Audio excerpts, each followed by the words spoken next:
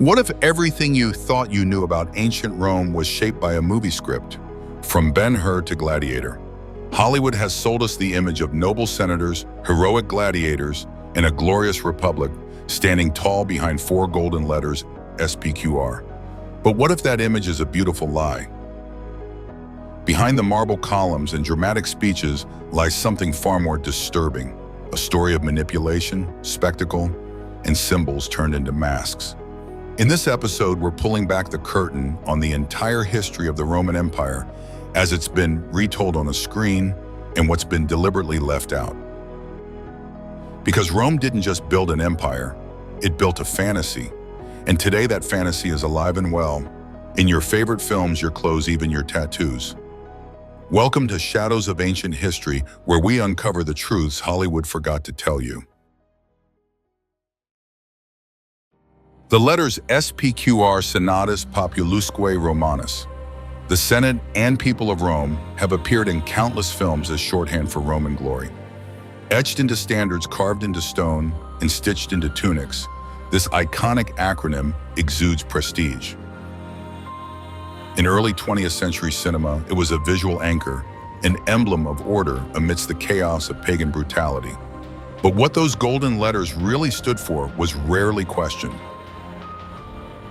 Hollywood's golden age gave us epics like Ben-Hur 1959 and Quo Vadis 1951, where Rome was a shining force of architecture, philosophy, and law, albeit with a moral conflict centered around early Christianity. These films bathed the empire in a soft glow, portraying Roman legions as dignified warriors and the Senate as the voice of rational governance. But something crucial was always left out.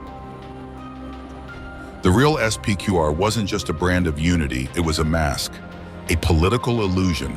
It made conquest look like democracy and imperialism seem like civic duty.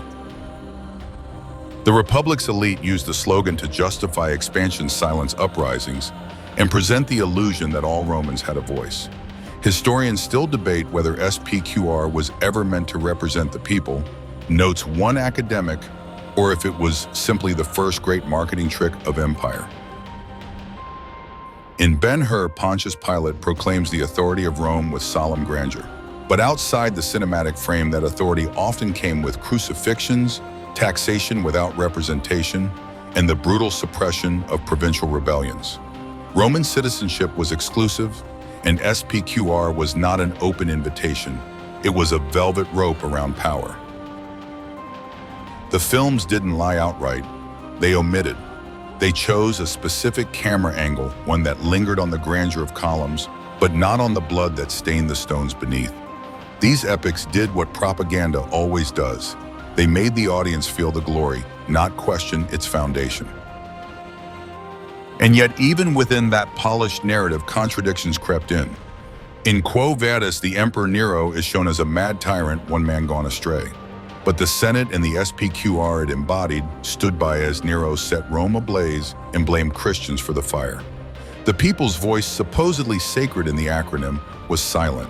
Rome burned under the shadow of its own symbols. There's a lesser-known cinematic gem.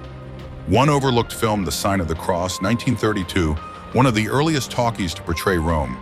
It reveled in sensual excess and violent spectacle, but still framed the Senate as helpless against the whims of emperors. This recurring Hollywood image, a powerless Eros Senate watching emperors spiral, cements the myth that SPQR was a noble institution perverted by rogue leaders. But records suggest that many senators not only survived, but thrived under tyranny as long as they bowed to imperial favor. One rarely mentioned historical moment punctuates this hypocrisy, the Lex Titia of 43 BCE. Passed after Caesar's assassination, it effectively suspended the Republic and legalized the rule of the Second Triumvirate. SPQR still adorned banners and decrees, but the Republic was a ghost, a puppet. The phrase endured long after its meaning was gutted. By the time Charlton Heston raced his chariot across the screen, most audiences saw SPQR as shorthand for honor. They weren't taught that the Republic it once referenced had collapsed nearly a century before the time of Christ. Nor were they told that SPQR adorned decrees and edicts, some of which legitimized state violence, including the exile, suppression, or execution of political opponents. The romanticized Rome of these films wasn't entirely fiction, but it was filtered, curated, stripped of its contradictions. It gave viewers a sense of legacy, a taste of power, and a safe moral frame Rome as a civilization that paved the way for Western greatness with a few regrettable emperors in the mix. But the real story, the full story, was messier. Remember, Hollywood doesn't need to lie, it just needs to entertain. And what entertains more than noble senators, gladiator duels, and crumbling temples? It was a script, a spectacle, just like Rome intended. Beneath the roaring applause of the Colosseum and the clash of steel in slow motion, one image endures in modern cinema: the gladiator. Stripped to the waist, armed and defiant, he becomes the embodiment of masculine virtue, rebellion, and honor. Gladiator 2000 seized this myth with both hands, and with it reshaped SPQR into a nostalgic relic of lost liberty. Ridley Scott's Gladiator begins with a fading republic and a dying emperor. Marcus Aurelius, wise, wary, and stoic, laments the decay of Rome's values. He yearns to restore power to the Senate. In that moment, SPQR becomes something sacred, something worth dying for. But what the film doesn't show is how compromised that Senate already was. Historically, by the late 2nd century, the Senate had long surrendered its authority to emperors. It was a ceremonial body, a stage. Its power existed in rhetoric and ritual, not in action. When Commodus ascended, the Senate applauded, not out of fear necessarily, but out of complicity. They had learned to survive under emperors, even cheer for them. As long as their wealth and privileges were preserved, SPQR was a banner they were happy to carry, even as Rome slid further from its republican ideals. The film's hero Maximus becomes a gladiator, not by choice, but by betrayal. In the arena, he fights not only for survival, but for justice for a Rome that no longer exists. The irony is powerful. The symbol of SPQR looms in the background of every battle, carved into stone and embroidered on standards, while the real Rome it once represented is nowhere to be found. Spectacle, both in ancient Rome and in Hollywood, serves the same purpose: distraction. In the empire, lavish games diverted the masses from famine, war, and corruption. Bread and circuses. In Gladiator, the film itself becomes a metaphor, entertainment that draws the eye while hiding the hand. There is a lesser-known historical footnote worth mentioning. While popular imagination places these battles in the Colosseum, many were held in dedicated basins or artificial lakes. Real ships, real slaves, real blood. The Senate funded these spectacles. SPQR paid the bill, and the people cheered, just like in the films. The line between theater and power blurred long before Hollywood ever touched it. Historians still debate whether the Roman games were truly about public morale or simply imperial dominance, made visible, notes one modern scholar. Either way, the outcome was the same: obedience, allegiance, silence. Consider also the visual choices in Gladiator. The Colosseum is shot as a cathedral. Light pours in from above. Maximus ascends stairs like a prophet returning to his temple. SPQR, when glimpsed, is reverent, but it's not portrayed as it once was a weapon of the elite. Instead, it becomes a lost cause, a dream corrupted by a single madman. The system itself is never questioned. Even in lesser-known films like The Fall of the Roman Empire, 1964, this theme persists. A good emperor is mourned, a bad one takes his place, and while the Senate continued to operate in name and ceremony, its real influence steadily eroded under the weight of imperial power. SPQR exists as scenery, not as function. It is painted in gold, recited in oaths, but never interrogated. The problem with myth is not that it's false, but that it simplifies. SPQR was not merely an idea. It was policy, it was taxation, it was expansion. It was the justification behind Julius Caesar's campaigns in Gaul, where entire tribes were erased, and behind Augustus's settlements in Judea, where Roman law silenced local customs. But in Hollywood, the acronym becomes a tombstone for ideals lost, not a banner of conquest. A strange reversal. There's an odd scene in Gladiator worth revisiting. As Maximus removes his helmet and reveals his identity, he declares himself not just as a general or a father, but as a servant of the true Rome. The camera lingers on Commodus's face. The audience roars. And behind it all, a massive standard bearing the letters SPQR. But what was true Rome? The Republic had already been gone for over 2 centuries by Maximus's time. The people no longer voted on anything meaningful. The Senate rubber-stamped imperial decrees. And the games, those grand cinematic games, were paid for by provincial taxes collected through Roman might. Yet somehow the idea survives that SPQR stands for the noble past. That if only a virtuous man could return it to its roots, all would be well. This is not history, it is fantasy. But fantasy repeated enough becomes legacy.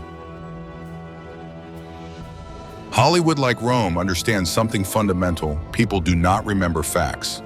They remember feeling. And SPQR on screen feels righteous. That's the illusion. That's the spectacle.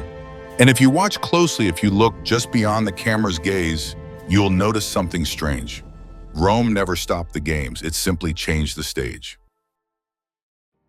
The names echo like thunder across movie screens: Nero, Caligula, Commodus, tyrants, madmen, monsters in togas. Pop culture has long been obsessed with these figures, each painted with lavish strokes of insanity, decadence, and egomania. But in this gallery of villains, something quietly vanishes from the frame, the system that enabled them. Films like Caligula, 1979, though its portrayal is more sensational than historical, reflecting the extremes of Roman myth rather than nuance, focus so intently on the depravity of individual emperors that the viewer forgets a crucial truth.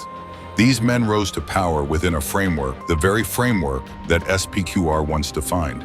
And that framework didn't shatter under madness. It adapted to it.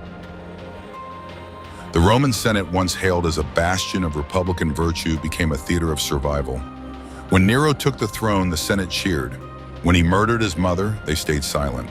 When he burned the city and blamed it on the Christians, they voted him honors. This wasn't fear alone, it was normalization. The SPQR still appeared on state documents, military standards, and monuments. But the people of Rome, they no longer participated. They watched. In the HBO series Rome 2005, the opening episodes depict Julius Caesar as both a military genius and a political disruptor. The Senate fears him, but not for what he might become. They fear losing the illusion of control. And that illusion was SPQR. Caesar famously crossed the Rubicon, a treasonous act. But when he entered Rome, he claimed to be acting in defense of the Republic, the very Republic he was dismantling. And still SPQR remained, on the standards, on the seals, on the coins.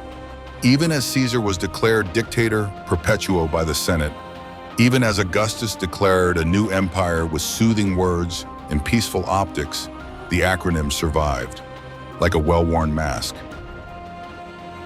There's a strange moment in history under Emperor Caracalla. In 212 CE, Roman citizenship was extended to nearly all free men in the empire. It was called the Constitutio Antoniniana. To Hollywood, this would seem like a grand gesture of equality, but many historians argue it was a fiscal maneuver. More citizens meant more taxes, more conscripts, more control, and again, SPQR was the label under which it was delivered. Historians still debate whether the Senate retained any real authority after Augustus writes one scholar, or whether it merely performed consent for imperial decisions. The answer, it seems, lies somewhere in the middle. The Senate could advise. It could protest in theory. But emperors ruled by acclamation, by the loyalty of legions, and by spectacle. SPQR, once a promise, became a prop. Hollywood rarely shows the Senate in decline. If it appears at all, it's as a chorus of nervous old men. In Gladiator, senators like Gracchus talk about the dream of Rome, a beautiful abstract hope that things might return to order. But this dream is never defined. What is it? A republic, a moral code, a shared destiny? The film never answers, because SPQR is no longer a political structure. It has become a myth. And myths make for better movies than laws. Consider the Emperor Claudius. Portrayed as a stammering fool in early years, he nonetheless expanded Rome's borders and improved its bureaucracy. Yet in I. Claudius BBC 1976, he is surrounded by poisoners, schemers, and sex-mad relatives. The viewer is left with the impression that Rome was run by lunatics and accidents. The machinery of governance, the real SPQR, fades into the background. But the Roman Republic wasn't simply murdered by madmen. It was eroded by compromise. Senate after Senate voted to grant emergency powers, looking the other way as ambition took the throne.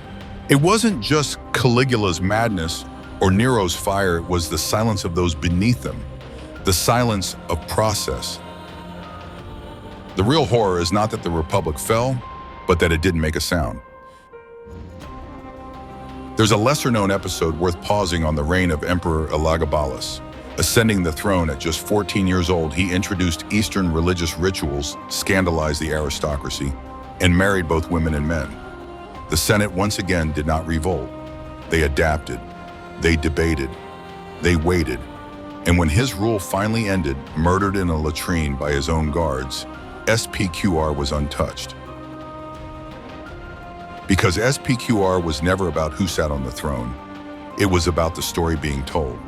And in that story, the Senate endured, on paper, in marble, on coins, but never again in power. Hollywood's fixation on emperors allows the audience to blame collapse on personalities, on pathology, but systemic erosion. That's harder to film. It's easy to shoot a mad emperor with a bloody crown. It's harder to capture a quiet vote in a marble hall that ends a 1,000-year-old ideal. That's why SPQR survives in movies not as history, but as poetry. A faded echo of liberty, a whispered lie repeated until it sounds like truth. The Roman Empire may have crumbled, but SPQR has never stopped marching. Not across the Alps, not across time. Today, it no longer commands legions. It brands t-shirts, tattoos, forearms, headlines, video games, and flutters from street banners in modern Rome. But ask the average person what SPQR means, and you'll get the surface, Senate, and people of Rome. Pride, patriotism, power. Few recall it as propaganda. In Assassin's Creed Brotherhood, the player roams the streets of Renaissance Rome, leaping past crumbling ruins still etched with SPQR. Its background decoration, aesthetic, the implication that SPQR is timeless, enduring, glorious. But this depiction, like so many others, peels the symbol from its context and sets it adrift in nostalgia. The slogan of a dead republic lives on, stripped of the system it once served. Modern streetwear brands sell SPQR emblazoned clothing alongside minimalist Roman laurel wreaths. Some wear it as a symbol of classical legacy, others for its cryptic cool. In Italy, the letters appear on manhole covers and buses. Tourists snap selfies beside SPQR stamped ruins, unaware that the phrase was once used to legitimize genocide in Gaul, crucifixions in Judea, and the forced labor of entire populations. Hollywood laid the groundwork for this decontextualization. When Ben-Hur and Gladiator gave SPQR a noble sheen, they prepared it for its rebranding. What began as a seal of elite control has become a romantic logo, almost spiritual in its detachment from reality.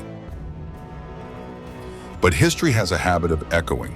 During Mussolini's fascist regime in the 20th century, SPQR made a bold comeback.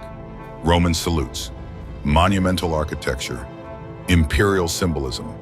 Mussolini aligned himself with Caesar and Augustus. SPQR was revived not as a relic, but as a warning disguised as heritage.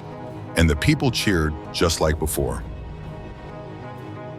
Historians still debate whether Mussolini's appropriation of SPQR was a masterstroke of propaganda or an unintentional satire, one scholar writes.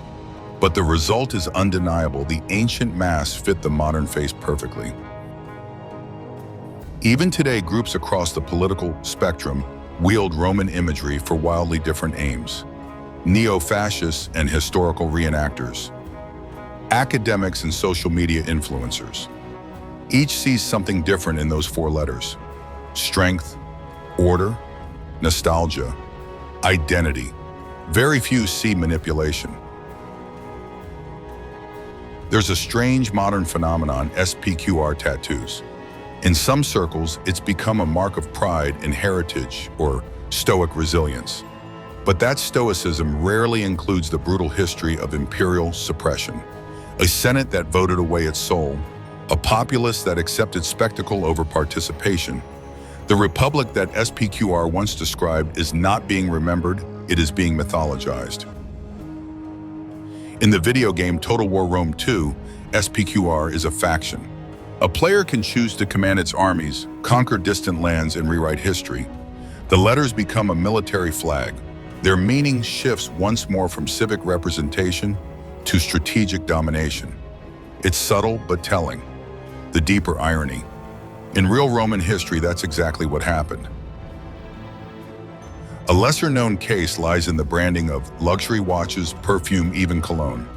SPQR has become an emblem of refinement, discipline, tradition. But luxury was once the Senate's downfall. Satiated by wealth, numbed by power, the senators who wore togas of Tyrian purple and feasted beneath golden ceilings had forgotten the people they were meant to serve. SPQR remained etched above their heads, but no one looked up, at least in the West. The Eastern Roman Empire, what we now call Byzantium, endured for nearly 1,000 more years. And SPQR, once a rallying cry, became a whisper. Today, that whisper lives on, not in forums, but in films, not in laws, but in likes, not in speeches, but in symbols. And that's the paradox. SPQR still exists, but not as a republic, as an echo, as branding, as aesthetic. The entire history of the Roman Empire has been folded, trimmed, and filtered through this symbol.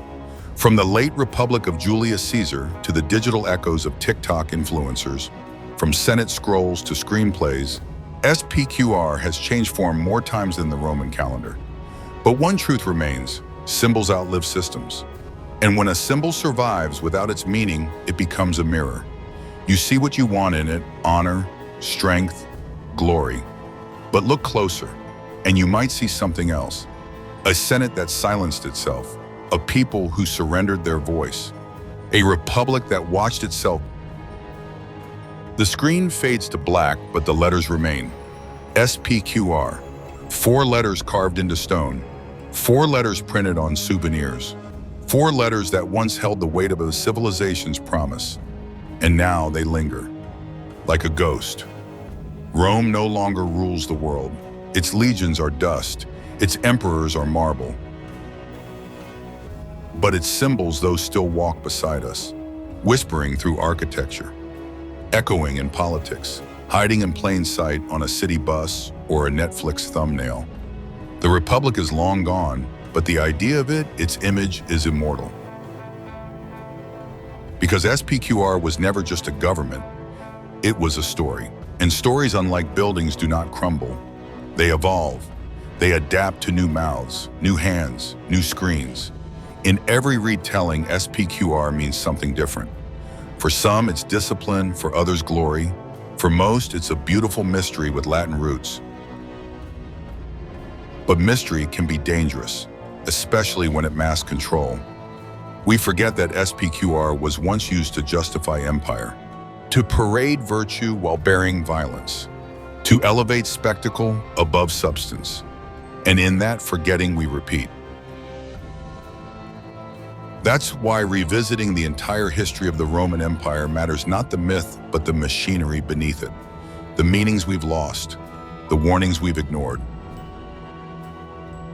So the next time you see those 4 letters on a statue, in a movie, or etched into the fabric of modern pride, pause. Listen, not to the roar of the crowd, but to the silence beneath. That silence is where the Republic disappeared. That silence is where the truth still waits. Because even now, thousands of years later, SPQR hasn't disappeared.